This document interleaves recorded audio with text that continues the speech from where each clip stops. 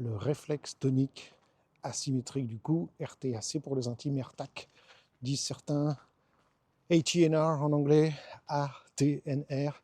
Alors bienvenue au podcast Connexion Primordiale dans la série En balade avec Paul, où on passe en revue en ce moment les différents réflexes, les différents schèmes primordiaux. Aujourd'hui, une star parmi les stars de réflexes, ce fameux réflexe tonique asymétrique du cou. On va voir à quel point il a un impact sur l'apprentissage. Certains prétendent même que chez 85% des enfants en difficulté scolaire ou chez les orthophonistes, on va retrouver un réflexe tonique asymétrique du cou mal intégré. C'est la star des réseaux sociaux, on le voit partout, sur YouTube, sur Instagram, sur TikTok. Des tas de gens montrent d'ailleurs n'importe comment tester ce réflexe chez les enfants et comment ça les impacte. Parfois n'importe comment, pas toujours.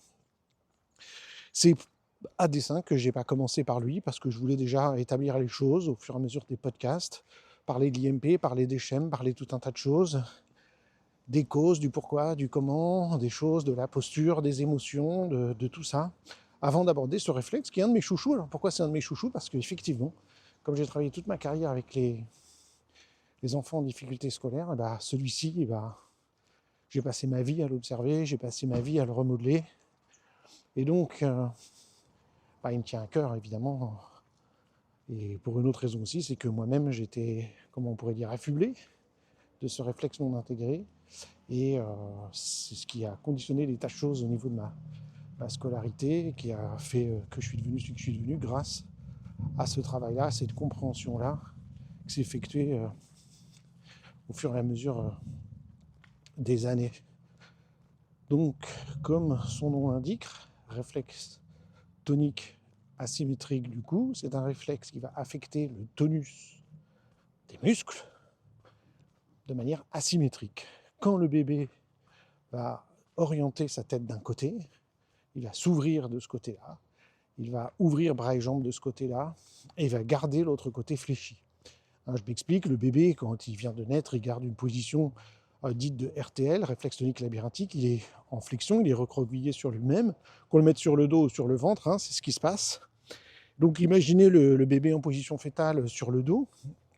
Eh bien, si j'attire son attention par un bruit ou par un mouvement, donc visuel ou auditif, sur un côté, il va, grâce à un réflexe de vie majeur, le réflexe d'orientation cognitive, il va tourner sa tête de ce côté-là. La curiosité fait qu'il va tourner la tête. Et il ne va pas se contenter de tourner la tête. Le mouvement de la tête va entraîner une ouverture des bras et, dans une moindre mesure, de la jambe de ce côté-là. Et je peux dire que c'est la tête, parce que si je prends sa tête maintenant et que je tourne sa tête, je le force un peu à tourner sa tête de l'autre côté, il va ouvrir le bras et la jambe de l'autre côté. Et quand sa tête revient au milieu, il remet son corps en position de flexion, en position fétale.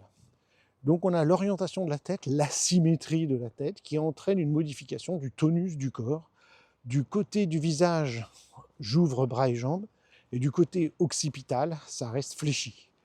On parle de la position de l'escrimeur. Visualisez un escrimeur, du côté où il tient son fleuret, son épée, son sabre, il va étendre bras et jambes, et le côté opposé, au contraire, sont fléchis. Du côté occipital, c'est fléchi. Vous voyez bien cette position de l'escrimeur.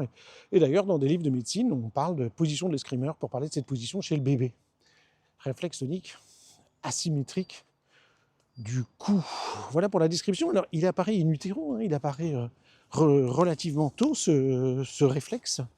In utero, vers on dit vers la fin du premier trimestre, vers 3 mois de gestation, que ce réflexe apparaîtrait. Alors, il va servir très très tôt. J'ai oublié de dire qu'on appelle parfois réflexe de Magnus.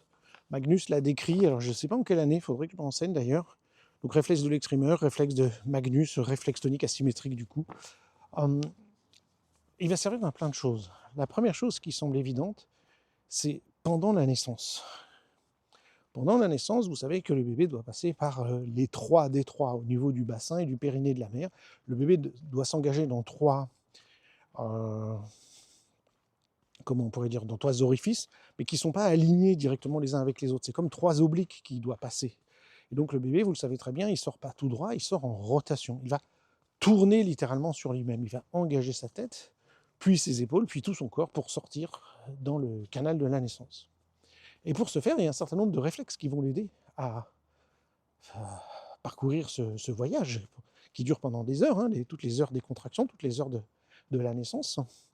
Et on a déjà évoqué le réflexe spinal de Galant qui va faire réagir plutôt le corps du bébé au niveau épaules et hanches et qui va le faire progresser un peu dans un mouvement, comme on dit, de simili-reptation. Mais c'est d'abord la tête qui s'engage dans les 3 D3. Et il faut d'abord que la tête donne un mouvement à tout le corps avec une sorte de retournement, un mouvement de spirale dans tout le corps. Et en fait, on peut dire que c'est le réflexe tonique asymétrique du cou qui va être responsable de ça. Quand le bébé va engager sa tête dans le bassin, du fait des contractions maternelles et de la forme physiologique du bassin et de la tête du bébé, il va y avoir une sorte d'emboîtement où le bébé va faire une rotation. Et il serait extrêmement dangereux que la tête s'engage sans que le corps suive. Imaginez un petit peu le danger pour les cervicales. Donc ce qui se passe, comme ce réflexe est présent, eh bien ce réflexe va participer à un mouvement rotatoire de l'ensemble du corps. Évidemment, il faut imaginer que le bébé, quand il est engagé à la fin de la grossesse, j'ai dit que du côté où la tête est tournée, j'étends le bras. Dans la réalité, ici, il ne peut plus étendre le bras puisqu'il est dans le bassin. Mais il va y avoir un mouvement asymétrique de tout son corps.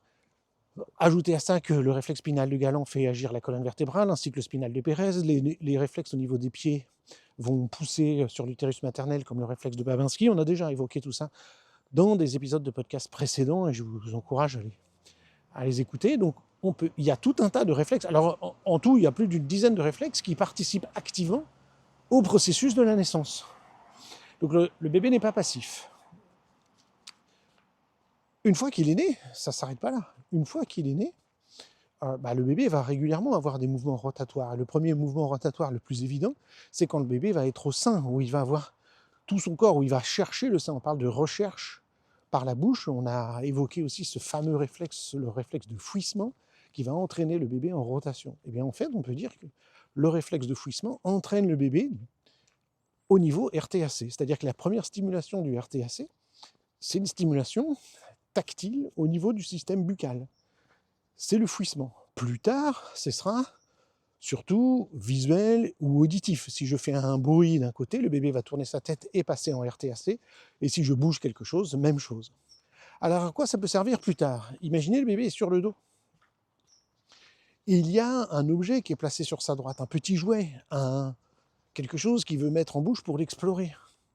Eh bien, ce qui se passe, c'est que l'enfant, il n'a pas encore la volonté de tourner sa tête, d'étendre sa main, de saisir l'objet, de le mettre à la bouche. Il n'a pas encore accès à cette motricité volontaire. Ça viendra très très vite.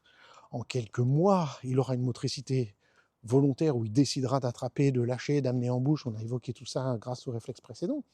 Mais il y a un maillon majeur, c'est le RTAC. C'est-à-dire que du côté où le bébé manifeste un intérêt, on l'a vu tactile, visuel ou auditif, il va tourner son corps. Il va donc étendre, j'ai dit, essentiellement son bras de ce côté-là. C'est-à-dire qu'il va amener le bras vers la source de ce qui l'intéresse, dans une chance d'attraper cette chose-là. Et c'est ce qui va se passer. Le corps a une programmation génétique datant de millions d'années qui dit, du côté où quelque chose t'intéresse, tu as intérêt à tendre le bras parce que tu es un primate. Les primates attrapent les trucs avec leurs mains. Et en général, les trucs intéressants à attraper, c'est du côté que tu entends un bruit ou que tu vois quelque chose qui bouge. C'est de ce côté-là qu'il y a des trucs qu'il faut attraper. Et donc nous sommes tous, dès la naissance, pré-câblés pour ouvrir le corps, pour tendre la main, le bras, la main, vers le côté où on regarde, où on écoute. C'est tout à fait logique. Il serait complètement incongru de tourner la tête à gauche et de tendre le bras à droite. Je peux le faire, moi, aujourd'hui, en vous parlant, parce que j'ai intégré ce réflexe, mais c'est impossible pour le bébé, et j'ai envie de dire, 99% du temps, on va tendre la main du côté où on regarde. Et c'est tout à fait logique. Et donc on est pré-câblé pour ça, c'est-à-dire on est pré-câblé pour la coordination oculomotrice, parce que ce sera ça à terme, la coordination oculomotrice. L'œil regarde d'un côté pour guider la main. Mais c'est pas si simple, il va falloir des mois et même des années pour que cette coordination oculomotrice soit pleinement mature. Et dès la naissance, on a un pré-câblage qui s'appelle le réflexe tonique asymétrique du cou. Alors il fait partie d'un métachème, voilà un concept qui vient de l'IMP, le concept de métachème, où plusieurs réflexes isolés travaillent ensemble pour former un tout plus grand que la somme des parties. C'est-à-dire qu'en fait, le fouissement, plus le RTAC, plus, maintenant on les connaît ceux-là, plus l'agrippement palmaire, plus le réflexe de traction des mains, je ne crois pas qu'on l'ait encore évoqué dans un podcast, plus le paume-bouche de Babkin, ça on l'a évoqué, amène à la scission déglutition. Donc j'ai 5-6 réflexes qui se combinent pour que le bébé puisse explorer sa sphère cognitive. Et le RTAC est une pièce majeure de ce métachème. C'est lui qui permet d'orienter mon regard, qui permet d'orienter ma main du côté où je regarde. Ou orienter mon regard du côté où je mets la main, pourquoi pas, ça se produit aussi. Dans ce cas-là, on parle de coordination oculomotrice ou de coordination main-œil. Soit c'est dirigé par l'œil, soit c'est dirigé par la main. Chez nous, c'est dirigé toujours par l'œil, qui va anticiper le mouvement que fait la main. Mais chez le bébé, c'est souvent la main qui part en premier, puis l'œil qui va suivre ensuite. Donc ce RTAC, c'est lui qui va permettre donc d'amener en bouche, grâce aux autres réflexes avec lesquels il travaille, mais il va faire autre chose d'absolument majeur. Il permet au bébé d'explorer tout un côté de son corps, ou tout l'autre côté de son corps, c'est-à-dire main, œil, oreille, jambe droite, ou tout à gauche. Soit il va s'orienter vers sa droite, soit il va s'orienter vers sa gauche. Et pendant plusieurs mois, en vrai pendant 6 mois, parce que ce réflexe va s'inhiber vers 6 mois et laisser place à des stratégies plus efficaces, dont le fameux retournement qui va permettre d'intégrer ça, et le fameux réflexe tonique symétrique du cou, et le 4 pattes, qui vont permettre d'inhiber puis d'intégrer ce réflexe-là. Et donc ce qui est majeur, c'est de comprendre que ce réflexe met en place la conscience de l'homolatéralité, de l'unilatéralité. C'est le réflexe qui permet de faire saisir la différence entre hémicorps droit et hémicorps gauche. C'est absolument majeur. C'est-à-dire qu'avant que l'enfant développe les mouvements croisés qui apparaîtront vers 10 mois, 9, 10, 11 mois, avec la réputation, avec le 4 pattes, etc., avant de pouvoir faire ça, il faut qu'il ait déjà pris conscience de j'ai un côté droit et j'ai un côté gauche. Si je n'ai pas mis ça en place, peut-être que je vais faire du mouvement croisé plus tard. Mais sans avoir vraiment saisi où est ma droite et ma gauche, je vais me retrouver en galère plus tard, parce que tout ce qui est lecture, écriture et scolaire se base sur le fait que les enfants ont tous établi une dominance au niveau de l'œil, de la main, du pied et de l'oreille. Alors il faut que je fasse une parenthèse. Ça va être un épisode qu'on va essayer de maintenir autour de 1 heure, 1 heure et demie, parce que c'est un sujet majeur. Peut-être il faudra que vous l'écoutiez. Vous pouvez mettre pause et l'écouter en plusieurs fois. C'est le principe des podcasts. C'est tout à fait possible. Il faut que je vous parle des dominances. C'est un des sujets les plus importants. Et c'est pour ça que l'IMP ne s'appelle pas méthode d'intégration de réflexes. On ne se contente pas de vouloir intégrer les réflexes. On veut remettre ça dans un contexte de schéma corporel global. Schéma corporel humain, c'est 5 qualités de base que le bébé doit donc développer petit pour pouvoir fonctionner correctement quand il est plus grand. Je suis même sûr, j'ai fait un épisode de podcast de connexion primordiale sur le sujet du schéma corporel, donc écoutez-le, mais juste pour ceux qui ne l'auraient pas écouté ou pour les autres, un petit rappel. Le schéma corporel, c'est-à-dire pour qu'un humain fonctionne correctement, il doit développer 5 choses. 1. Les mécanismes posturaux. J'en ai parlé énormément dans ce podcast. Si la posture n'est pas en place, la posture est prioritaire surtout, et les mécanismes cognitifs auront du mal à fonctionner. 2. Mise en place d'une respiration. Le recours à la respiration, une respiration ample, une respiration diaphragmatique, fait partie d'un schéma corporel et change ma posture, change mon état corporel, change mon état émotionnel. Point numéro 2. Point numéro 3, bon, il n'y a pas d'ordre, mais enfin si, plus ou moins, mais voilà. Numéro 3, l'établissement d'une dominance. On y revient dans un instant, c'est là où je veux arriver. Juste pour dire le 4 et le 5. Le 4, c'est la régulation du tonus musculaire, contraction, mais surtout relâchement, donc de pouvoir acquérir un bon tonus, un E-tonie, le juste tonus, ni hypertonique ni hypotonique. Chaque muscle doit fonctionner correctement, se contracter comme il faut et se relâcher comme il faut. Et enfin, le 5e, et ça au niveau segmentaire et puis au niveau global, c'est-à-dire chaque partie du corps, je dois pouvoir la contrôler et mon corps en entier. Et puis enfin, la coordination musculaire segmentaire, intersegmentaire, globale. Ça, c'est absolument majeur, la coordination, évidemment. Pour que la coordination puisse se faire au niveau droite et gauche, j'ai besoin du RTAC. Mais j'ai aussi besoin du RTAC pour établir une dominance. C'est-à-dire la mise en place de dominance va conditionner en grande partie la capacité à mettre en place la coordination droite-gauche. Bah oui, pour croiser la ligne médiane au niveau des yeux, des oreilles, des mains, des pieds, c'est-à-dire pour créer de la coordination, j'ai besoin d'abord d'avoir une base sur laquelle établir les choses, c'est la mise en place d'une dominance. C'est quelque chose qui est souvent très mal compris et qu'on aborde largement dans un séminaire en IMP qui va bien au-delà du travail sur réflexe, qui s'appelle le séminaire latéralité, apprentissage et vision. Et comme son nom l'indique, il y a tout un, c'est peut-être pas un tiers, mais une partie de ce séminaire qui est basée sur la latéralité, les profils d'organisation, comment je mets en place ma latéralité au niveau de l'œil, de la main, du pied, de l'oreille. Alors ça, ce sont des choses que j'ai appris de Paul Denison. C'était un expert dans le domaine, Paul Denison, et j'ai eu la chance de côtoyer plus de 30 ans et de travailler avec lui et d'enseigner ses formations et de devenir responsable international de son approche, et en particulier de travailler sur cette histoire de latéralisation, de dominance, etc. C'est un sujet assez complexe que j'ai enseigné toute ma vie, et puis au fur et à mesure des années, les choses se sont précisées, des découvertes, des recherches, des choses se font sur les histoires de droitier, gaucher, différences garçons, filles, ce qui se passe au niveau des yeux, des oreilles. Donc pour approfondir les choses, j'ai dû travailler, comme Paul Denison l'a fait en son temps, avec des optométristes fonctionnels, des spécialistes de la vision, avec des spécialistes de l'écoute, comme des experts de la méthode Tomatis, comme des experts du monde du sport qui étudient chez les sportifs qu'est-ce qui se passe au niveau des dominances, etc. Et puis évidemment avec des orthophonistes et des psychomotriciennes qui travaillent spécialement sur les enfants chez qui la dominance ne se met pas bien en place et chez qui on ne sait pas s'ils sont droitiers ou gauchers.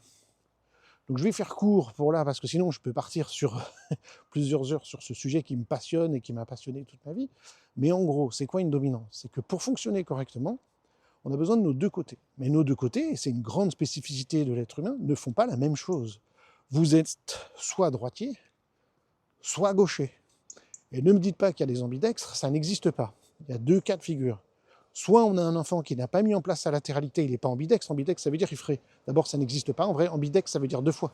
Double droitier. Donc personne n'a deux mains droites. Tout comme personne n'a deux mains gauches. En vrai, les spécialistes parlent de ambimanualité. Donc ambiman, parce qu'ambidextre, ça veut dire double droite. C'est un terme qui n'existe pas déjà, qui est erroné. Mais en fait, soit on a un enfant qui n'a pas mis en place une latéralité, eh bien il est ni droitier ni gaucher, il est en fait paumé, il est en général dyslexique, il est en difficulté, il ne sait pas sur quel pied danser au sens propre, il ne sait pas quelle main utiliser pour jouer au tennis, ou pour écrire ou dessiner, il est complètement paumé et il est en grosse difficulté. Et c'est ce qui pose beaucoup de problèmes aux orthophonistes, aux psychomotes, c'est-à-dire de devoir faire de la rééducation et travailler avec des enfants chez qui une dominance n'est pas mise en place, parce que tant que ça c'est pas en place, c'est un vrai problème, on n'arrive pas à faire de la rééducation et à avancer. L'ambimanualité, en fait, dans 95% des cas, on va dire, ce sont des gauchers qui sont tout à fait à l'aise avec la main droite. Vous avez beaucoup de gauchers qui sont très à l'aise avec la main droite et qui vous disent, moi, il dit je suis ambidextre, ce qui est rigolo pour un gaucher, il faudrait dire je suis ambivalent, j'allais dire, ambi-gauche, mais en vrai, le mot, ce serait sinistre, ambisinistre. Si on prend le latin, la sinistra, la main sinistre, c'était la main gauche, donc personne ne dit ça. Donc il dirait je suis ambidextre, mais en vrai, le mot, ce serait de dire je suis ambiman. Mais c'est faux, ils sont gauchers. Si vous les laissez faire, ils vont écrire de la main gauche. Simplement, à votre grande surprise, si vous êtes droitier, ils vont être très à l'aise pour manipuler plein de choses avec la main droite, voire, dans certains cas, écrire avec la main droite. Ce qui surprendra les droitiers parce que c'est excessivement rare chez les droitiers. En général, les droitiers sont à l'aise avec la main droite et disent en général qu'ils sont gauche de la main gauche, d'où le nom. Ils sont handicapés de la main gauche. C'est le lot de la plupart des droitiers. En revanche, la plupart des gauchers sont à l'aise avec leur main droite. Et certains vont se qualifier d'ambidextres, c'est-à-dire ils prétendent qu'ils sont aussi à l'aise avec l'une que l'autre, mais c'est pas vrai. En vrai, ils ont une dominance, une main privilégiée, une main préférée. Je connais mon ex-femme, c'était le cas, elle est peintre, elle est artiste professionnelle. Si pendant des heures et des heures, elle fait un tableau, elle dessine avec sa main gauche, elle est gauchère, et qu'elle est fatiguée, elle peut tout d'un coup utiliser sa main droite, et elle va continuer à peindre avec sa main droite en étant tout à fait à l'aise. Mais spontanément, elle fera toujours la main gauche. Il faut vraiment, si elle s'est fait un peu mal à la main gauche, elle va utiliser la droite. Ce sera quasiment mission impossible pour un droitier qui devra attendre la guérison complète pour pouvoir repeindre ou réécrire. Donc, ce qu'on sait aujourd'hui avec assurance, c'est que nous avons deux hémisphères cérébraux qui fonctionnent différemment, avec des fonctions cérébrales réparties entre droite et gauche. Et de ce fait, nous avons une dominance de la main, donc on est droitier ou gaucher, mais ce qui est moins connu, c'est qu'on a la même chose au niveau des jambes. Vous savez bien que pour shooter dans un ballon, vous allez privilégier pied droit ou pied gauche. Et si ce n'est pas établi, vous allez être complètement maladroit, vous allez hésiter et vous n'arriverez pas à shooter correctement. Donc vous avez une dominance qui doit s'établir aussi au niveau des jambes. Or bon, la plupart du temps, dans nos vies de tous les jours, c'est pas quelque chose qui va nous affecter, parce qu'à moins que vous jouiez au foot ou faire des jeux de balles au pied, peu importe. Simplement, vous ne vous rendez pas compte, mais quand vous montez à l'escalier, vous allez avancer une jambe d'abord. Quand vous avancez dans la vie, vous êtes à l'arrêt, vous démarrez, vous allez démarrer toujours avec la même jambe. Vous avez une jambe dominante. Vous l'avez vu, les petits-enfants, je sais pas, de 2 ans ou 2 ans et demi qui montent un escalier, font une jambe, ils amènent l'autre, une jambe, ils amènent l'autre, mais ils vont mettre toujours la même jambe en premier. S'il est droitier de la jambe, il fait faire jambe droite, gauche, droite, gauche, droite, gauche. Toujours une jambe d'abord qui va être sa jambe dominante. Et nous le faisons aussi spontanément. Mettez-vous en bas des escaliers, si vous réfléchissez, c'est foutu. Et voyez si c'est plutôt jambe droite ou jambe gauche avec lesquelles vous démarrez. Ne faites pas le test un peu stupide qui est de demander à quelqu'un de vous pousser dans le dos et de voir avec quel pied vous vous rattrapez. Ça marche, hein, mais c'est dangereux. Donc on ne fait pas ça, et encore moins dans nos cabinets. Des fois, ce qu'on peut faire, c'est se pencher en avant, d'attendre de se déséquilibrer et vite se rattraper, et on regarde quelle est la jambe qui part en premier. Voilà, vous vous rappelez à l'école, quand on sautait à l'élastique, on se mettait à droite ou à gauche de l'élastique en fonction de quand on était droitier ou gaucher de la jambe. Eh bien, figurez-vous qu'il existe la même chose au niveau des yeux. Si je prends une photo dans un vrai appareil photo, pas avec un téléphone, ou si je vise dans une longue vue, moi dans mon cabinet j'ai une collection de kaléidoscopes, eh bien je tends les kaléidoscopes aux enfants et ils regardent dedans comme une longue vue ou dans un microscope, et on regarde avec quel œil ils vont viser, ils vont regarder le droit ou le gauche, et il est impératif qu'une dominance de l'œil se mette en place. Idem, au niveau de l'oreille, si quelqu'un se met dans votre dos et vous appelle, est-ce que vous allez vous tourner vers la droite ou vous allez tourner vers votre gauche? Si vous voulez écouter à la porte, parce que vous êtes curieux, quelqu'un parle peut-être de vous ou de l'autre côté de la porte, collez votre oreille à la porte et voyez si vous collez plutôt la droite ou la gauche. On a normalement une dominance qui est établie au niveau de l'œil, de l'oreille, de la main et du pied. Maintenant, et c'est pas gage de c'est mieux ou c'est moins bien, je peux avoir tout à droite, œil, main, pied, oreille à droite, tout à gauche, donc tout droitier, tout gaucher, mais sachez que c'est assez courant que quelqu'un ait tout à droite chez les droitiers. Alors quand je dis assez courant, vous allez être surpris des statistiques, mais en revanche, c'est très très rare que quelqu'un soit tout à gauche. C'est le cas de mon ex-femme, œil, oreille, main, pied, mais c'est assez rare. En général, les gauchers, ils ont la main à gauche et d'autres trucs à droite, l'œil, l'oreille ou le pied à droite. Ils ont ce qu'on appelle un profil mixte au niveau de leur organisation de dominance, de leur profil d'organisation. Alors qu'on retrouve plus de droitiers qui sont tout à droite. Ce qui est incroyable, c'est que le fait d'être droitier de la main ne veut pas dire que je vais être droitier de l'œil, de l'oreille et du pied. On peut avoir, donc, c'est ce que je viens d'expliquer, des profils mixtes. Ça peut être homogène, tout à droite ou tout à gauche, ou des combinaisons croisées. Statistiquement, on se rend compte que, et c'est un peu une double peine, et je reviens à mon sujet du jour, que les enfants ou les adultes qui ont un réflexe tonique asymétrique du cou non intégré présentent quasi systématiquement une dominance croisée. Alors pourquoi c'est la double peine? Je viens de dire pourtant que ce n'est pas gage de réussite ou de bonheur ou quoi d'avoir tout à droite ou tout à gauche. Et j'ai même envie de dire au contraire, parce que je pense que si les choses sont réparties entre droite et gauche, ça crée plus de stimulation croisée, en particulier au niveau du cerveau, et j'aurais tendance à croire et à dire que ça crée une personnalité plus riche. Sauf que, deux choses majeures. Un, nous sommes dans une civilisation qui privilégie tout ce qui est droitier. Vous le savez très bien pour ce qui est des histoires de droitier gaucher, avec les histoires de poignées de porte, de machin, de trucs, de la clé de voiture se met à droite et pas à gauche, de 1000 trucs que les droitiers ne se rendent pas compte dans la vie de tous les jours, parce qu'il y a 90% de droitiers. Donc c'est la majorité, ils ont imposé cette majorité, mais les gauchers savent que y a des ciseaux qui sont faits pour les droitiers, les ciseaux, et que c'est galère pour un gaucher de prendre des ciseaux de droitier, qu'il y a 1000 choses dans la vie de tous les jours, comme je vous l'ai dit, les poignées de porte ou d'autres choses, qui sont conçues pour les droitiers et avec lesquelles les gauchers ont toujours appris à combiner, mais pour qui c'est pas évident. Et figurez-vous qu'il se passe la même chose au niveau de l'œil, de l'oreille et du pied, c'est-à-dire que tout est conçu dans notre système de pensée, dans notre système de réflexion pour les droitiers. Parce que même s'il y a 90% de droitiers de la main, mais il n'y a que 60% de droitiers de l'œil, 40%. Attendez, je dis une bêtise. Ça doit être 70% ou 80% pour l'œil. Je suis désolé, je n'ai pas pris les statistiques avec moi. Un petit peu moins pour l'oreille et encore moins pour le pied. C'est-à-dire que la main, c'est hyper latéralisé, l'œil un tout petit peu moins, l'oreille un tout petit peu moins et le pied encore un petit peu moins. Donc ça veut dire qu'on se retrouve 90% pour la main, à peut-être 60% pour le pied, quelque chose comme ça. Donc ça veut dire que dans tous les cas de figure, il y a plus de droitier de la jambe, du pied, de l'oreille ou de la main que de gaucher. Et donc, dans tout ce qui est inconscient dans la civilisation, on va privilégier le côté droit.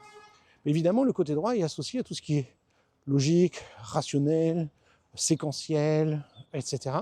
Et à l'école, ce sont ces qualités-là qu'on va privilégier. Les côtés qu'on appelait un peu cerveau gauche, les qualités dites cerveau gauche, analytique, linéaire, etc. Donc on est dans un système, et en particulier un système scolaire, qui privilégie les droitiers. Je donne un exemple. Ça veut dire, ouais mais non, à l'école on apprend aussi la musique et les activités artistiques. Non. Enfin oui, mais d'un point de vue du droitier. C'est-à-dire qu'il y a la poésie par exemple. Mais la poésie ou la musique, on va apprendre à la décomposer, on va apprendre les rythmes, on ne va pas apprendre le plaisir de la musique, on ne va pas apprendre à rentrer dans la musique, on va apprendre à décomposer, analyser. Même chose pour la poésie, on ne va pas jouir de la poésie, on ne va pas se laisser emporter par la poésie dans les cours, on va décortiquer pour comprendre les quatrains, les machins, les acrostiches, je dis des mots, je ne sais pas ce que ça veut dire, les hémistiches, est-ce que c'est en vers, est-ce que c'est en prose, est-ce que ça a 12 pieds, j'ai oublié le nom quand ça a 12 pieds, là. Des alexandrins, voilà. Est-ce que c'est en alexandrin? On va décomposer tout ça. Je dis pas que c'est mal de le faire, parce que c'est intéressant de le faire, mais on ne fait pas l'autre côté. Il n'y a pas d'équilibre entre les deux côtés. On va privilégier le côté analytique, linéaire, séquentiel, mais on ne va pas mettre en avant les qualités intuitives, musicales, rêverie, etc. Pourtant, quand on interroge des énormes experts du niveau de Einstein ou de Cédric de la Villani, ou peut-être c'était pas approprié de donner juste son nom après Einstein, mais Bohr, les gens qui ont découvert les atomes, etc., on s'aperçoit que ces personnalités étaient toujours des gens qui avaient développé, oui, certes, le côté séquentiel, analyse, évidemment, mais c'était des génies parce qu'ils avaient très fortement développé l'imagerie, la visualisation, l'intuition, la musicalité, etc. Or, ces choses-là sont quasi bannies de l'école. Donc on a un système qui va privilégier le côté droitier, si je puis dire, mais c'est pas tout. Voilà là où tout devient, je pense, le plus passionnant et crucial. J'ai dit, et je soutiens toujours, qu'il n'y a pas d'avantage dans la personnalité à avoir quelqu'un qui est tout droitier ou tout gaucher par rapport à quelqu'un qui est œil à droite, oreille à gauche, main à gauche, pied à droite, peu importe, à une seule condition. Et c'est ça qui fait toute la différence, d'être bien latéralisé. Ça veut dire quoi? D'être capable de croiser la ligne médiane. Et c'est là où arrive notre RTAC. Si j'ai bien développé mon réflexe tonique asymétrique du cou, j'ai pris bien conscience de mes deux côtés, et je pourrai, avec aise plus tard, croiser la ligne médiane via les retournements, puis via le fameux célèbre quatre pattes. Et à ce moment-là, je fais fonctionner ensemble ce qu'on appelle la contralatéralité, les deux côtés opposés. Autrement dit, le bébé va d'abord développer, on en a déjà parlé, proche de la naissance, grâce à des réflexes comme le réflexe de Moro, par exemple, et d'autres, ce qu'on appelle les mouvements homologues, c'est-à-dire en miroir entre droite et gauche. Il bouge les deux bras en même temps, en miroir, ou les deux jambes en même temps, en miroir, et en général, il fait bras et jambes en même temps, un peu comme une petite grenouille. Dans les premiers jours et premières semaines, il va privilégier ce type de mouvement. Je n'ai pas dit qu'il faisait ça uniquement et qu'il ne faisait pas les autres, mais il privilégie ce type de mouvement. Il a besoin de sentir la différence entre haut et bas du corps. Puis, dans un deuxième temps, il va privilégier, et pendant 6 mois, sous l'influence du RTAC, les mouvements homolatéraux. Droite séparée de gauche. Quand il tourne la tête à droite, il étend son corps de ce côté-là, et à gauche. Puis ensuite, il va privilégier les mouvements croisés, contralatéraux. Et donc, il met en place sa latéralité, c'est-à-dire la capacité à croiser la ligne médiane et à faire fonctionner les deux yeux ensemble, les deux oreilles ensemble, les deux mains ensemble, les deux pieds ensemble. Et là, il y a plein de réflexes, et sans doute les réflexes le plus important dans ce domaine-là, pour le croisement et pour les faire fonctionner ensemble, c'est le réflexe tonique, on l'évoquera plus tard, symétrique du coup. Donc en fait, le symétrique du coup vient prendre le relais de l'asymétrique. D'abord, le bébé doit forger son asymétrie, conscience de droite et gauche, avant de les faire travailler ensemble pour créer la bilatéralité. Et c'est absolument crucial. Maintenant, si j'ai bien développé ma bilatéralité, on s'en moque complètement que j'ai des trucs à droite et des trucs à gauche dans ma latéralisation. Mais malheureusement, ce n'est pas le cas des enfants que nous recevons dans nos cabinets en difficulté scolaire ou des adultes. On s'aperçoit qu'ils ont un schéma croisé, et ça on ne veut pas le changer, c'est très bien, c'est comme ils sont, on va dire génétiquement. Mais malheureusement, ils ont un manque de latéralisation, de latéralité, de croisement de la ligne médiane, de contre-latéralité. Globalement, le test le plus connu, c'est si on demande à ces gens-là, on se met devant eux et on leur demande, ou à côté d'eux, ça ne change rien, et on fait un mouvement croisé, de la marche sur place, en anglais c'est le fameux cross-crawl, on fait ça devant eux, et on leur demande de faites ce que je fais, et ils vont vous regarder, et en lieu et place du mouvement croisé, ils vont faire un mouvement homolatéral. Ils vont lever la jambe droite et toucher le genou droit avec la main droite, puis lever la jambe gauche et toucher le genou gauche avec la main gauche. Ils ne croisent pas la ligne médiane. Vous leur montrez un mouvement croisé et ils font spontanément un mouvement homolatéral. C'est la quasi-majorité des enfants qu'on reçoit dans nos cabinets en difficulté d'apprentissage. Physiquement, ils n'ont pas intégré la bilatéralité. Comment voulez-vous? Et ils ont un réflexe asymétrique du coup, résiduel, non intégré. Comment voulez-vous que ces enfants puissent lire, écrire, se concentrer, mémoriser, puisqu'ils fonctionnent, dans le meilleur des cas, à 50% seulement. Ils ont 50% branchés. Un œil, une oreille, une main, un pied. Un pied, ils peuvent faire coordonner les deux côtés, ou en tout cas c'est très difficile et ce sera extrêmement énergivore pour eux de combiner les deux côtés, et du coup ça va créer toutes les difficultés que je viens d'expliquer. Bonsoir. Donc voilà, le réflexe tonique asymétrique du coup est quelque chose de majeur dans le développement de la bilatéralité qui va mettre en place ce qui permettra de croiser la ligne médiane. Et donc, qu'est-ce qu'on va faire nous en IMB? Évidemment, on ne va pas se contenter de chercher à inhiber le RTAC. On va avoir des tas de procédures d'intégration pour ce RTAC, évidemment. Mais on va aussi, il faut qu'on regarde aussi les profils d'organisation de dominance, œil, main, pied, oreille, et d'avoir des stimulations pour favoriser la latéralisation de manière générale. D'où les jeux de sacs de grains, d'où les activités de mouvement issues du brain gym, d'où les 8 couchers, d'où les remolages de latéralité, syntonisation primordiale et autres procédures qu'on enseigne. Parce que travailler sur les réflexes, ça va être très bien, mais ça va être un bout des choses. Comme je le dis toujours, vous vous rappelez, le réflexe, c'est la base de la pyramide. Donc il faut s'en occuper, évidemment. Mais il faut aussi travailler en haut de la pyramide. Et tout le travail de latéralisation, c'est plus haut dans la pyramide. C'est pas le sommet. Le sommet, c'est les capacités cognitives, etc. C'est ce qu'on fait à l'école. Mais on peut dire que le travail sur le RTAC, c'est vers le bas de la pyramide, mais le travail sur la latéralisation, les mouvements croisés, etc., c'est vers le milieu de la pyramide. Et il faut reconstruire tout ça. On ne peut pas se contenter de travailler au niveau des réflexes. Il faut faire de l'intégration motrice primordiale.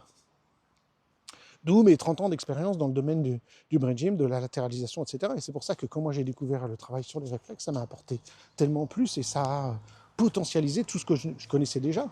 Mais ça n'a pas remplacé tout ce que je faisais, que je connaissais déjà.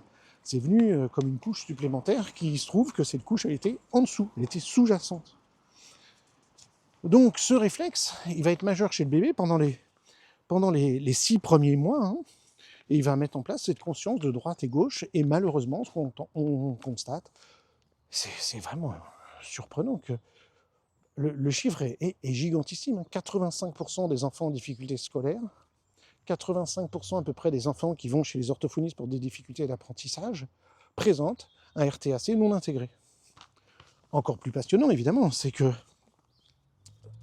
si on travaille sur ce RTAC, si on participe à l'intégration de ce RTAC, eh bien on va avoir une amélioration au niveau de l'apprentissage. Et c'est pourquoi je vous ai dit, s'il fallait retenir qu'un, ce serait celui-là. Parce que tout dans la vie procède d'apprentissage. Donc même si on travaille avec des adultes ou des personnes âgées, devoir améliorer les capacités d'apprentissage, ça va changer beaucoup de choses. Alors, je veux dire 2 mots des réflexes synergistes et antagonistes au RTAC, comme je le fais dans chaque épisode de podcast. Le RTAC, je vous ai dit, qu'est-ce qui va être, réfléchissons un petit peu, synergiste, qu'est-ce qui va dans le même sens? Je l'ai déjà dit, le réflexe de fouissement qui fait tourner la tête d'un côté, le réflexe paume-bouche de Babkin qui fait ouvrir la bouche du côté où j'attrape. D'une certaine manière, le réflexe amphibien, qui est un réflexe de vie, qui va ouvrir le bassin du côté de la jambe qui cherche à s'étendre dans le RTAC. Et puis en gros, voilà, on pourrait dire d'autres choses, mais voilà. En revanche, quel réflexe serait antagoniste à ça? Le premier, on pourrait dire, c'est le moro, parce que quand il y a stress, on ne pourra pas participer à la mise en place de l'unilatéralité et du réflexe asymétrique du cou. Donc le moro, quand il est là, il va empêcher, parce qu'il va me faire agir dans mon axe haut-bas et puis me tirer en arrière, antéro-postérieur. Et le bébé qui est sous l'emprise, si je puis dire, du moro, c'est-à-dire si le moro persiste à ne pas s'intégrer après 3 mois comme il le devrait, eh bien le RTAC ne pourra pas s'intégrer non plus, parce que le stress est prioritaire, la sécurité est prioritaire surtout. Et c'est souvent une bonne raison pour laquelle le RTAC ne s'intègre pas, c'est qu'il y a du moro résiduel. Donc on n'oublie pas l'importance du moro. En fait, certaines études ont mis en évidence que chez les enfants en difficulté scolaire, on va trouver le RTAC, le symétrique du cou, RTSC, l'agrippement, le RTL, mais presque toujours accompagné d'un moro. C'est-à-dire que je peux avoir un enfant qui a moro plus RTL, moro plus RTAC, moro plus RTSC, moro plus agrippement, comme si le moro était toujours là, parce que il y avait du stress qui avait empêché l'intégration. Donc il va falloir évidemment toujours prendre ça en compte, ce facteur du moro. Donc ça va être absolument majeur. Et puis, comment on pourrait dire, chaque réflexe, je vous ai dit, va s'intégrer, va évoluer et laisser la place à un réflexe de vie. Eh bien, le réflexe de vie qui va remplacer le moro. Alors, c'est un petit peu plus compliqué. Mais je dis son nom tout de suite, ça s'appelle le réflexe de positionnement abdominal. Pourquoi c'est un petit peu compliqué? Parce que, d'une certaine manière, le réflexe de positionnement abdominal, il est là dès la naissance. Mais je dis d'une certaine manière, parce qu'en vrai, si vous mettez un bébé sur le ventre dans les semaines qui suivent la naissance, littéralement, il ne se met pas sur le ventre. Il se met en petite boule sur ses bras et sur ses jambes. Il est comme une petite, je sais pas, une écrevisse, une crevette ou quoi, il est replié sur lui-même. Donc il n'est pas étalé sur son ventre. Et de fait, c'est un réflexe de vie, il n'est pas présent à la naissance. C'est au bout de quelques semaines que le bébé va se déployer, déplier, activer un peu ses extenseurs et pourra se positionner véritablement sur le ventre. Certes, c'est pourquoi je dis c'est un peu entre les deux. Quand on met le bébé sur le ventre de sa mère, son ventre va quand même toucher le ventre de sa mère, ils vont se positionner ventre à ventre, et ça c'est la position naturelle pour le bébé, d'être placé sur le ventre de sa mère pour téter son sein, pour trouver la sécurité, il va être porté comme ça, et puis de plus en plus, il va se déployer et vraiment se mettre dans ce qu'on appelle le réflexe de positionnement abdominal. Je vais vous demander de réfléchir un instant, et c'est absolument majeur de comprendre ça. Repensez au RTAC, ça se manifeste quand le bébé est sur le dos. Vous placez le bébé sur le dos, admettons il est tout petit, donc il a ses bras et ses jambes repliés au-dessus de lui, un peu en position fétale, attrapez sa tête et gentiment, évidemment, vous tournez sa tête vers la droite. Vu qu'il est sous l'influence, il a moins de 6 mois du RTAC, il y a de fortes chances pour que du côté où vous tourniez sa tête, il étende le bras et la jambe. Et du côté occipital, c'est fléchi. Donc, c'est tendu du côté de la face et c'est fléchi du côté occipital. Si en revanche, vous prenez ce bébé, vous vous mettez sur le ventre, ce bébé, qu'est-ce qui va se passer? Il va fléchir du côté où la tête est tournée. C'est-à-dire que sur le dos, du côté où la tête est tournée, bras et jambes sont tendus. Sur le ventre, quand vous vous mettez au sol, sur le ventre, vous allez fléchir bras et jambes du côté où la tête est tournée. C'est très inconfortable de faire l'inverse. Essayez-le, vous allez voir, c'est très inconfortable. Autrement dit, le réflexe dit de positionnement abdominal, parce qu'on ne bouge pas, c'est juste quand on se positionne sur le ventre, on se met du côté où la tête est tournée, on fléchit les membres. C'est comme ça, c'est un réflexe de positionnement qui est ainsi. Eh bien, c'est l'antagoniste parfait du RTAC. D'où l'importance que, je répète sans arrêt, de varier les positions. L'enfant est mis dans les bras, l'enfant est posé sur le dos, et donc l'enfant va, quand il est éveillé, activer son RTAC, parce que du côté où l'on entend un bruit, où on lui parle, où il voit des choses, il cherche à mettre sa main, il est actif, son cerveau est actif. Ce qui est chouette dans la vie pour les petits bébés, c'est que sa maman elle a 2 seins, donc quand vous le placez au sein gauche, il va activer son œil gauche, son oreille gauche, son bras gauche, sa jambe gauche, alors que son côté droit est calé contre le corps de la mère. Et puis ensuite, on change de sein, et c'est l'autre œil droit, oreille droite, main droite, jambe droite, qui vont être actifs, et l'autre côté au repos. Quand le bébé va téter, on va passer d'un sein à l'autre plein de fois par jour, et le bébé va stimuler un œil, une oreille, une main, un pied, puis l'autre œil, l'autre oreille, l'autre main, l'autre pied. Il est stimulé, stimulé, stimulé, stimulé, un côté, l'autre côté, un côté, l'autre côté. Ce qui n'arrive pas quand on fait le biberon. Quand on fait le biberon, on va toujours tenir le bébé dans la main gauche et on va donner le biberon à droite.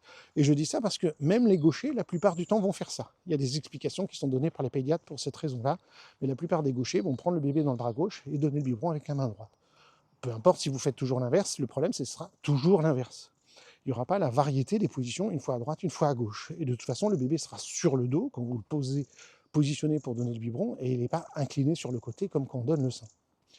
On peut imaginer un biberon très court et de poser le bébé pour essayer de refaire les choses, pourquoi pas. Mais rien ne remplacera des millions d'années d'évolution et d'un allaitement qui fait plein de choses au niveau crânien, au niveau de la langue, au niveau du palais, au niveau de la respiration, de la déglutition, au niveau des muscles, au niveau de 1000 choses dont il serait trop long de s'étendre ici, et en particulier de bien activer le RTAC. Mais pendant ces phases-là, le bébé, il est actif avec sa langue, il est actif parce que sa mère parle, et elle l'entend, elle lui parle, elle fait des intonations, il est actif avec son œil, il va du mamelon qui est très gros et violacé et contrasté et qui voit bien, au regard de sa mère, il ne peut pas voir plus loin de toute façon.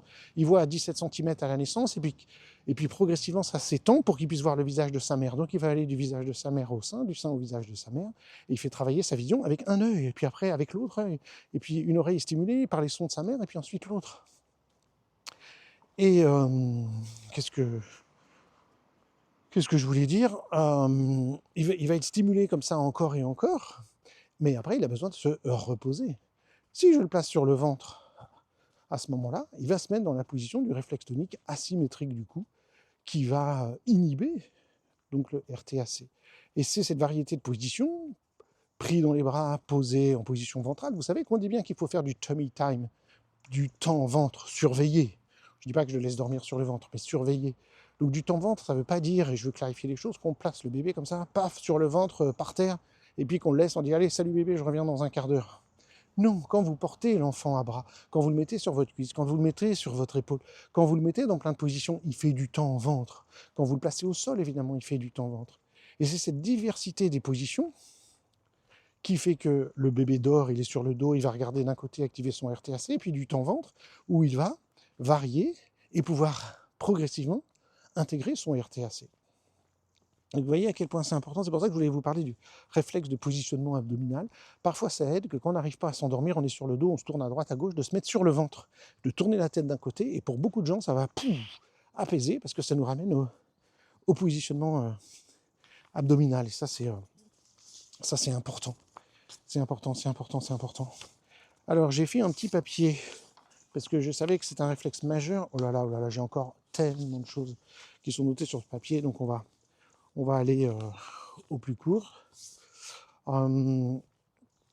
Qu'est-ce qu'on peut dire? Alors en gros, les trois grandes fonctions du RTAC, au niveau plutôt corporel, c'est tout ce qui est, et j'ai bien insisté là-dessus, la mise en place de la latéralisation, croisement de la ligne médiane, œil, main, pied, oreille, et on suppose à l'intérieur du cerveau une répartition des fonctions cérébrales, bien entendu, une symétrie du corps, la capacité à amener la colonne vertébrale d'un côté puis de l'autre côté, donc il y a beaucoup de choses que ça fait au niveau du dos, de la posture, etc.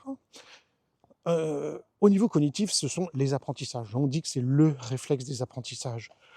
C'est vraiment tout ce qui va soutenir le croisement de la ligne médiane au niveau visuel, donc la lecture, l'écriture, l'orientation dans l'espace entre la droite et la gauche, la mise en place de la motricité fine, donc c'est absolument majeur. Et évidemment, ça va être super important aussi au niveau émotionnel, dans tout ce qui est gestion des émotions. On le sait, quand on manque de latéralisation, les enfants qui sont mal latéralisés ont beaucoup de mal à gérer les émotions. Parce que j'ai besoin de l'inhibition des deux hémisphères cérébraux, enfin que les deux hémisphères cérébraux travaillent avec un côté qui régule l'autre. Donc en général, c'est le côté gauche qui va réguler le droit. Le droit est très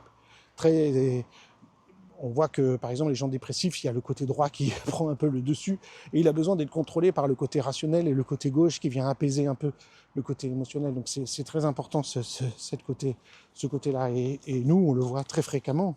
Alors évidemment, en général, on a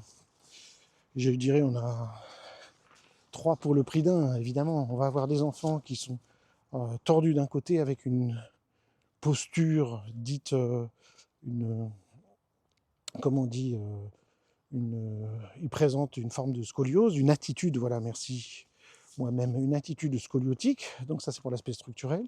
Au niveau cognitif, ils ont des difficultés scolaires, et au niveau émotionnel, ça part en vrille très, très souvent. Donc heureusement, là, on va avoir un même réflexe qu'on va pouvoir travailler, consolider, améliorer, et aider cet enfant, cet adulte, cette personne, à plusieurs niveaux.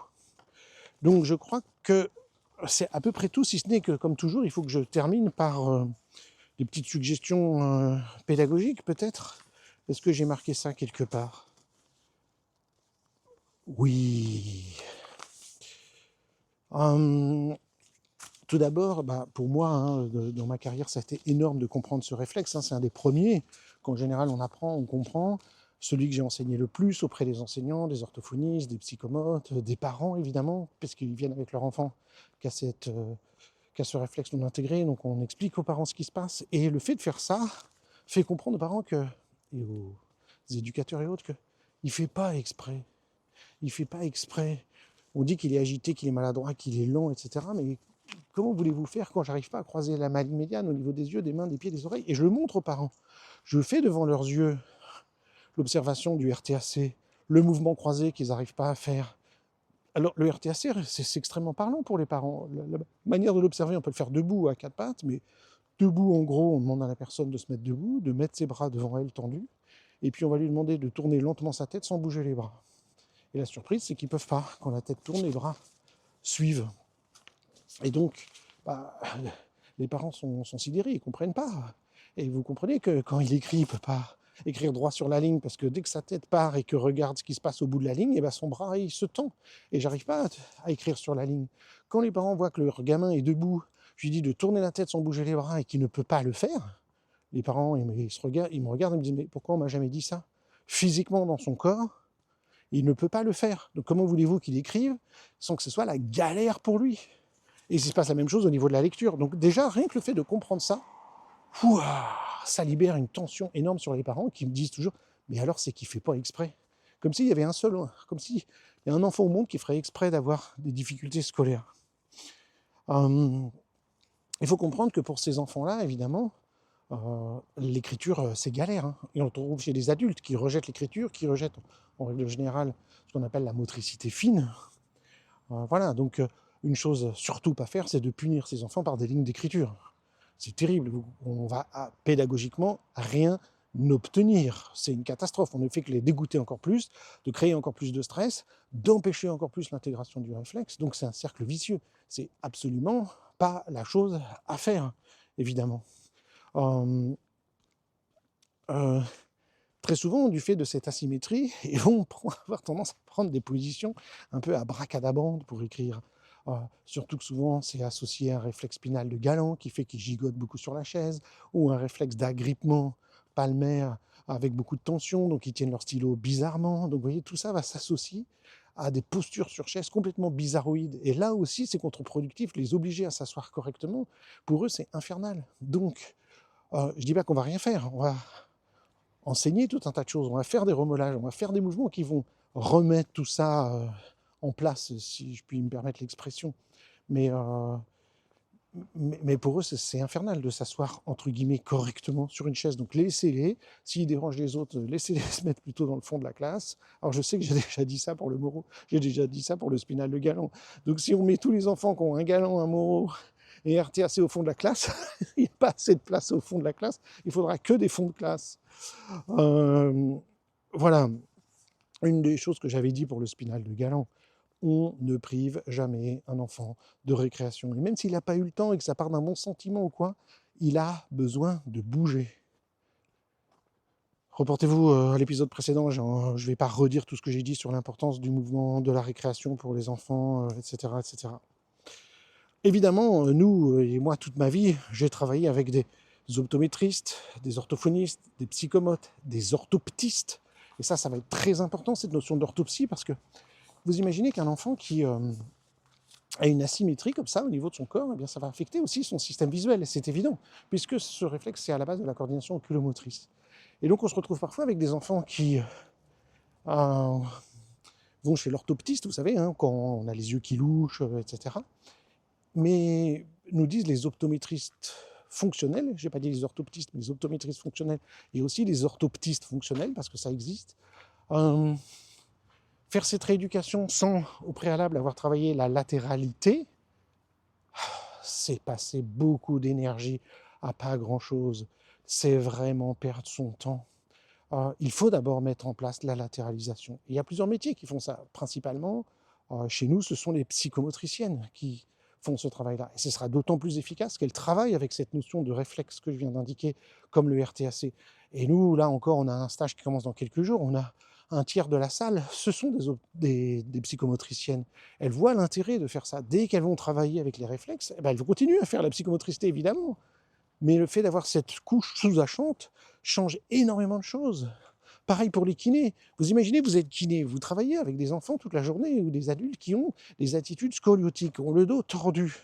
Si leur posture de base, c'est un RTAC, du côté où la tête tourne, j'incline tout mon corps, et qui font ça depuis 10 ans, 20 ans, 30 ans, et que vous voulez faire des choses au niveau du dos sans s'occuper du RTAC, ça va être galère, parce qu'il y a un schème neurologique sous-jacent d'un bébé de moins de 6 mois qui est toujours là. Et donc vous êtes en train de lutter contre la personne elle-même. Si, et ça vous prendra pas beaucoup de temps, peut-être 2 ou 3 séances de psychomotricité ou de kinésithérapie, vous intégrez au préalable le RTAC, mais ça va vous changer la vie. Et c'est ce qu'on a tous les jours comme écho de la part aussi d'ostéopathes, parce que les ostéopathes travaillent aussi sur les asymétries au niveau crânien, etc. Donc on va... Alors attention, hein, on a autant besoin des ostéopathes qu'ils ont besoin de nous, parce que si on veut travailler sur le réflexe d'un gamin, mais qu'il a plein de tensions au niveau corporel, nous, on n'arrivera pas. Donc il faut que l'ostéopathe s'occupe de ces tensions sous-jacentes, c'est encore l'étage le plus bas de la pyramide, pour que nous, on puisse bien travailler sur la latéralisation, qui va en retour aider au niveau de la liberté des structures, au niveau bilatéral du crâne et du corps, etc. Donc on a besoin des kinés, des ostéos, des thérapeutes manuels, évidemment. On va pouvoir travailler au niveau des réflexes, et ainsi de suite. Ça va améliorer ce qu'eux font. Donc vous voyez, c'est un cercle vertueux. On travaille les uns avec les autres, et puis nous, on travaille avec des orthoptistes au niveau fonctionnel, des optométristes fonctionnels, des orthodontistes fonctionnels. On travaille avec tous ces gens-là, et surtout, j'ai oublié énormément, là j'ai pas cité dans cet épisode, mais j'aurais pu le faire largement, des podologues qui font de la posturologie ou qui utilisent des semelles fonctionnelles, etc. Qui se disent, bah oui, c'est bien beau d'appareiller des enfants, mais s'ils ont un schème neurologique prédominant et permanent, bah, c'est un peu dommage de mettre une cale sur quelqu'un. On va d'abord s'occuper du schème neurologique, le réflexe, et ensuite, on va stabiliser le travail qui est fait avec les réflexes, avec les semelles. Hein, ça ne va pas remplacer, mais ça change tout. Parce que très souvent, on est en échec de traitement parce qu'il y a quelque chose de sous-jacent. Donc vous voyez, on travaille tous les uns avec les autres, et nous, on a tout autant besoin de ces professionnels-là qu'ils ont besoin de nous, en définitive. Et c'est pourquoi nous, on préfère les former pour que dans leur cabinet, ils puissent détecter les choses et mettre en place des choses. Or, c'est quoi ces choses pour le RTAC ? Mais ça va être tout ce qui est d'abord les bercements pour libérer les tensions et travailler au niveau du système vestibulaire. Ça va être tout ce qui est les jeux de sacs de grains qui permettent la coordination droite-gauche qu'il faut reprendre à la base, avec des mouvements spécifiques pour travailler le RTAC et pour travailler des mouvements opposés au RTAC, c'est-à-dire en gros tourner la tête et la main ensemble, ou tourner la tête et la main à l'opposé, puis on rajoute la jambe, puis on rajoute les yeux, et puis on s'amuse avec ça, avec des formes de jonglage et tout. Parce que ça correspond à des activités que le bébé aurait dû faire petit pour intégrer tout ça. Mais on va travailler aussi avec des stimulations tactiles, avec des stimulations proprioceptives, pour remettre en place tout ce schème, activer tout ce schème, qui va grandement aider les enfants, les adultes, les personnes en situation de handicap, les personnes âgées, qui présentent un réflexe tonique asymétrique du cou résiduel. Donc voilà, il y aura encore beaucoup de choses à dire sur ce réflexe. Je pourrais développer plus l'aspect corporel, l'aspect émotionnel, l'aspect cognitif, l'aspect surtout qui, moi, me passionne beaucoup, qui m'a passionné toute ma vie, c'est l'aspect de ces histoires de dominance, des différences qu'il y a entre les droitiers et les gauchers de la main, les droitiers et les gauchers de l'œil, de l'oreille, comment tout ça se combine. On pourrait parler aussi beaucoup, parce que c'est très intéressant, même si c'est pas politiquement correct de le dire, des différences hommes-femmes, parce qu'il y en a au niveau de la latéralisation. Ça, c'est très important. Les hommes et les femmes ne fonctionnent pas pareil au niveau de la latéralisation. Ça peut s'expliquer de plein de manières. Les femmes s'occupant plus des enfants, elles vont passer beaucoup de temps à utiliser la bilatéralité, manipuler les deux mains, etc. Soi-disant, les hommes sont plus... Je dis soi-disant parce que c'est difficile de le prouver et puis c'est très controversé, mais les hommes sont plus latéralisés du fait qu'ils ont plus tendance à être chasseurs. Certaines études montrent que ça peut se discuter, mais si l'homme est plus chasseur, il doit plus coordonner son œil et sa main, avoir un travail plus asymétrique.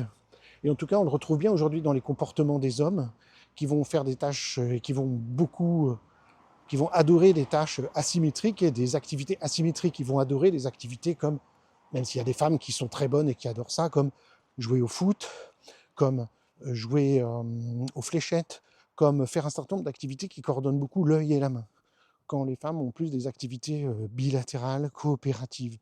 Alors, bon, c'est controversé, mais en tout état de cause, on s'aperçoit que dès tout petit, les filles vont avoir plus de facilité au niveau du langage et plus de vocabulaire à 2 ans que les petits garçons. Les garçons vont développer une meilleure vision tridimensionnelle, pouvoir faire une rotation des objets dans l'espace, mais les filles vont être plus à l'aise au niveau de jouer avec les mots. On le voit très bien, malheureusement, quand dans mon cabinet, je reçois, par exemple, quelqu'un qui a eu d'abord des filles, et puis après qui a un garçon, il dit oh, il est en retard par rapport à sa sœur. Donc on croit qu'il est retardé par rapport à la sœur. Non, les petites filles développent plus de vocabulaire à un âge donné que les petits garçons. Et évidemment, parfois, c'est l'inverse. On a eu un garçon, puis après, on a la fille, on dit oh là là, elle est beaucoup plus maligne que son frère, et tout et tout. Mais attention, on ne regarde pas les mêmes choses. Le garçon va être plus attiré par un certain nombre de tâches et la fille par d'autres. Bref, tout ça, ce sont des sujets qui sont controversés. Pourquoi? Enfin, c'est pas que c'est controversé, c'est qu'il y a encore beaucoup d'études qui, des fois, disent des choses contradictoires. Donc, mais il y a déjà aujourd'hui tout un tas d'études qui vont clairement dans un sens où il y a des diversités au niveau des tâches, et c'est tout à fait logique. Il y a une complémentarité des deux, et c'est logique que les hommes et les femmes ne fassent pas les mêmes tâches de la même manière, ne serait-ce qu'au niveau hormonal. Il y a des choses qui font que vont s'activer plus un certain nombre de choses chez les femmes que chez les hommes. Et semblerait-il que ça prédispose plus les femmes au niveau langagier et les hommes au niveau visuel. Comme disait si plus poétiquement Paul Denison, mon professeur initial, il disait l'amour rentre par les oreilles des femmes et par les yeux des hommes. Vous voyez ça, on peut pas s'opposer à ça. Si vous voulez séduire une femme, eh ben on va lui parler. Alors du coup, les femmes nous traitent de beaux parleurs parce qu'on leur dit des belles choses, on leur dit des gentillesses, on les baratine. C'est elles qui disent ça parce qu'on sait que les femmes sont sensibles à ce qu'on dit. Nous savons que les femmes, intuitivement, bien sûr, il n'y a pas mon papa qui m'a dit il faut que tu dises des belles choses aux femmes parce que c'est comme ça qu'on les séduit. C'est quelque chose qu'on sait instinctivement. Et en revanche, les femmes savent que pour séduire un homme, malheureusement, ça suffit pas. C'est pas en lui racontant des belles choses, mais c'est elles vont avoir tendance à spontanément, sans qu'on leur dise. Je pense à la fille de Ludivine, et sa mère lui a jamais dit fais ci, fais ça, mais elle est à fond dans tout ce qui est maquillage, les vêtements, les machins, les trucs, les apparences, ce qu'on va appeler les apparences. Alors évidemment, c'est là où les choses deviennent très compliquées entre les hommes et les femmes, c'est que les, les femmes vont chercher à séduire les hommes avec l'apparence, et les hommes, c'est tout ce qui leur suffit dans un premier temps. Puis après, les hommes vont critiquer les femmes en disant elle est superficielle, elle ne pense qu'aux apparences. Vous voyez la contradiction, c'est terrible. Et puis, de la même manière que j'ai dit, les femmes vont dire c'est des beaux parleurs. Voilà, alors tout ça, ça peut sembler éloigné du RTAC, mais pas tellement que ça, parce que c'est lié à la manière dont on se latéralise différemment au niveau visuel et au niveau auditif. Alors là, ça peut sembler rigolo dans ces histoires de hommes-femmes, histoires de couple, séduction, etc., sexualité, etc., sauf que ça agit dès les petites classes, maternelles, etc., à l'école. Alors dans le livre, le langage premier mouvement, le langage premier mouvement de votre... Oh non, le mouvement, n'importe quoi. Le mouvement premier langage de votre enfant, de Sally Godard-Blight, qui s'adresse plutôt aux petits-enfants, 3-7 ans. C'est un livre super, hein, où il y a des chansons, des jeux, des activités pour intégrer les réflexes et tout un tas d'autres compétences dès les tout petits 3-7 ans.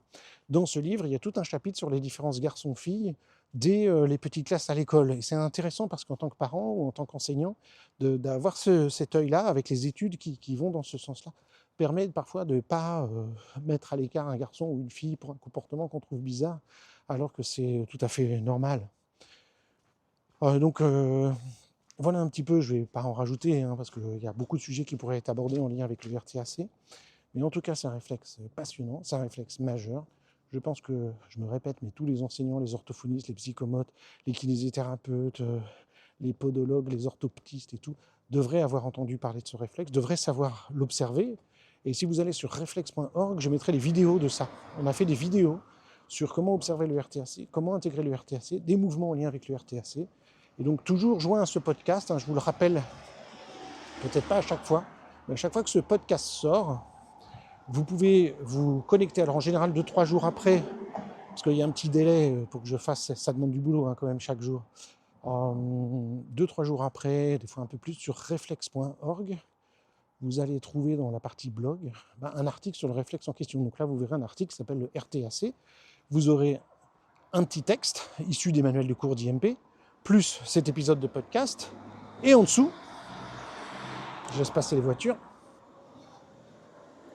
et en dessous, des vidéos sur le réflexe en question. Des fois, c'est des démonstrations qu'on fait avec Ludivine sur la manière d'observer le réflexe, et aussi parfois des vidéos sur comment des exercices, des mouvements, des activités pour intégrer le réflexe. Et là, je sais qu'on en a fait pas mal sur notre chaîne YouTube pour ce RTAC, donc je les mettrai toutes sur la page dédiée au RTAC sur reflex.org, réflexe avec un S. Donc voilà, je vous remercie de m'avoir écouté sur cet épisode du réflexe tonique asymétrique du cou. Vous entendez que j'ai rejoint la route, désolé, j'ai fini ma petite promenade au parc, je rejoins la route. Je vous remercie de m'avoir écouté. Là, je suis en train d'aborder des réflexes qui sont majeurs, hein, le réflexe spinal de Galant, le réflexe ceci, le réflexe cela. Et on va continuer, il y en a encore beaucoup d'autres.